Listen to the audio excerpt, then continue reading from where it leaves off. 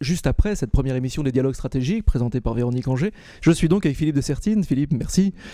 Une toute première question. Dans votre livre, vous émettez un slogan assez original, sans révolution, pas d'issue. Alors, est-ce que demain, il faut aller sur les barricades ? Non, quand on dit révolution, c'est pas forcément sur les barricades, mais ça veut dire quand même qu'on est dans un mouvement où on ne doit pas être patient, on ne doit pas être, on va dire, nonchalant par rapport à ce qui va se passer. On doit avoir une logique d'accélération, et cette accélération, elle ne viendra pas nécessairement de l'extérieur, c'est nous qui devons la provoquer. C'est vraiment l'idée, en disant, oui, nous devons nous faire à l'idée de la révolution, et nous devons la mener nous-mêmes. Et c'est d'ailleurs même, j'ai fait une petite citation au départ qui était autour de ça, en disant finalement, la révolution, elle appartient d'abord aux citoyens. Pourquoi y a-t-il autant de complexité à admettre le changement ? Et notamment, on a l'impression qu'en France, c'est beaucoup plus compliqué qu'ailleurs. Je crois qu'il y a vraiment la première raison, c'est le confort, le bonheur, le fait que l'on est très heureux dans la situation antérieure. Et c'est vrai que le changement, pour qu'il soit complet, eh bien, il faut que tout le monde s'y mette. Alors les gens qui sont malheureux peuvent avoir tendance évidemment à demander un changement plus rapide. La grande majorité en France des gens qui sont heureux ont tendance à hésiter devant l'inconnu, parce que le changement, la modification, c'est aussi avoir brusquement ces repères qui changent. Donc ça veut dire évidemment quelque chose qui n'est pas confortable. Alors je crois que oui, il y a cette idée-là d'abord que lorsque l'on quitte un horizon qui était imparfait mais qui finalement quand même apportait beaucoup de satisfaction, il est compliqué de se dire que cet environnement de nous-mêmes, il va falloir l'abandonner.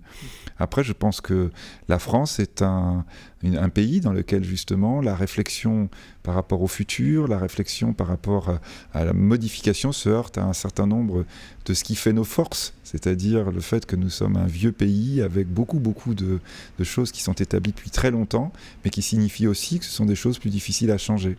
Et donc je crois, oui, la France est un pays riche, c'est un des pays les plus riches de la planète, c'est un pays ancien avec des structures très fortes, et donc tout ça sont des raisons pour lesquelles le changement est compliqué.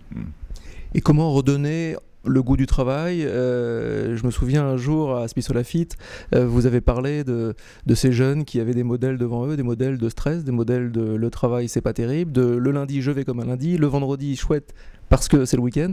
Comment redonner ce goût, cette envie de travailler, cet enthousiasme? Je crois vraiment que c'est d'abord en revenant à ces éléments fondamentaux que l'on évoquait tout à l'heure qui ont fait la France. La France, elle s'est faite d'abord depuis des siècles sur la volonté et sur, on va dire, l'enthousiasme de ceux qui composent ce pays. L'enthousiasme, c'est ça qui est absolument essentiel. Alors comment faire pour qu'ils reviennent? Je crois d'abord évidemment que ça signifie que l'on met tout en œuvre pour qu'il n'y ait pas d'exclus du système, parce que ça c'est évidemment l'élément le plus traumatisant et le plus dangereux.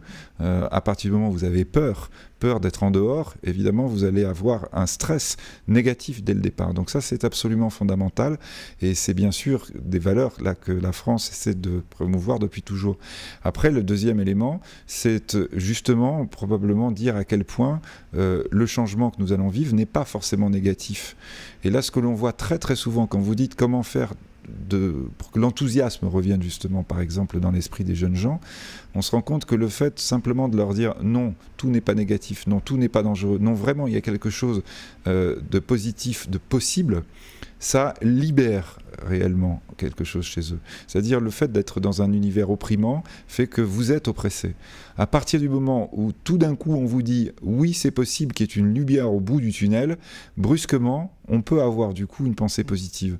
Et donc je crois que c'est aussi une attitude. Et l'attitude c'est vraiment, et la psychologie est probablement le premier ressort sur lequel on doit s'appuyer. Alors ça ne suffit pas, et il n'y a pas que ça. Et il est évident que la structure que l'on doit avoir autour de soi doit favoriser ce genre d'approche, mais néanmoins je crois que l'approche psychologique et l'approche positive est absolument essentielle. C'est la raison pour laquelle toute la communication possible, y compris par les moyens que nous utilisons ce soir, est absolument fondamentale pour probablement envisager le bout du tunnel. Philippe, merci beaucoup et à très bientôt. Au revoir.